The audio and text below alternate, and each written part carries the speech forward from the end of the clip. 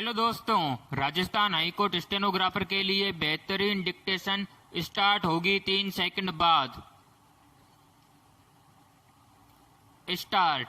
भारत का उच्चतम न्यायालय या भारत का सर्वोच्च न्यायालय या भारत का सुप्रीम कोर्ट भारत का शीर्ष न्यायिक प्राधिकरण है, जिसे भारतीय संविधान के भाग 5 अध्याय 4 के तहत स्थापित किया गया है। विराम।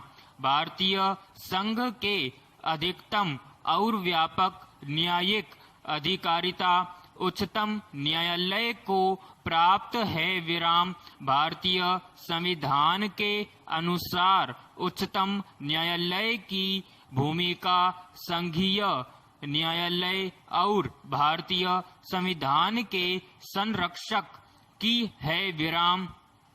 भारतीय संविधान के अनुच्छेद 124 से 147 तक में वर्णित नियम उच्चतम न्यायालय की संरचना और अधिकार क्षेत्रों की नींव है। विराम। उच्चतम न्यायालय सबसे उच्च अपीलीय अदालत है, जो राज्यों और केंद्र शासित प्रदेशों के उच्च न्यायालयों के फैसलों के खिलाफ अपील सुनता है। विराम। इसके अलावा राज्यों के बीच के विवादों या मौलिक अधिकारों और मानव अधिकारों के गंभीर उल्लंघन से संबंधित याचिकाओं को आमतौर पर उच्चतम न्यायालय के समक्ष सीधे रखा जाता है। विराम। भारत के उच्चतम न्यायालय की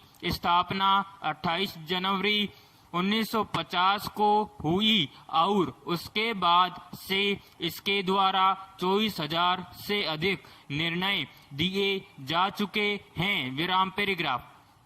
भारतीय संविधान के अनुच्छेद 125 में कहा गया है कि उच्चतम न्यायालय के न्यायाधीश को वेतन व भत्ते दिए जाएं, जो संसद निधि निर्मित करे। विराम। न्यायाधीश के लिए वेतन भत्ते अधिनियम 1 जनवरी 2009 के अनुसार सुप्रीम कोर्ट के मुख्य न्यायाधीश को 2,80,000 मासिक आय और न्यायाधीश को 2,50,000 मासिक आय प्राप्त हुए हैं। विराम। निःशुल्क आवास, मनोरंजन, स्टाफ, कार और यातायात भत्ता मिलता है। विराम। इनके लिए वेतन संसद तय करती है, जो कि संचित निधि से पारित होती है। विराम। कार्यकाल के दौरान वेतन में कोई कटौती नहीं होती है। विराम। पैराग्राफ।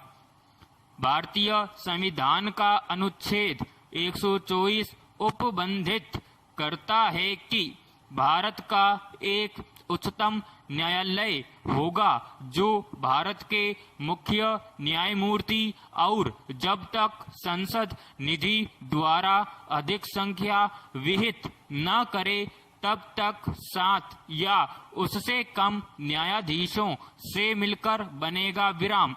मूल रूप में सर्वोच्च न्यायालय के लिए एक मुख्य न्यायाधीश तथा 7 अन्य न्यायाधीशों के वेतन या सेवा शर्तें निश्चित करने का अधिकार संसद को दिया गया था। विराम। संसद के द्वारा सर्वोच्च न्यायालय के न्यायाधीशों की संख्या में 1956 में, 1960 में तथा 1977 में वृद्धि की गई तथा अधिनियम 1986 के द्वारा व्यवस्था की गई है कि सर्वोच्च न्यायालय में एक मुख्य न्यायाधीश और 25 अन्य न्यायाधीश होंगे। विराम। पैराग्राफ।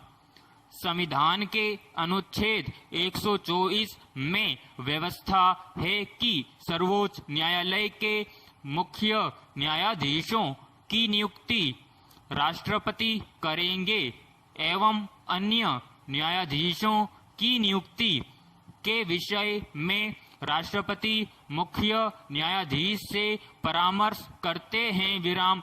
इस बात को लेकर विवाद था कि क्या राष्ट्रपति अकेले मुख्य न्यायाधीश के परामर्श को मानने के लिए बाध्य है विराम।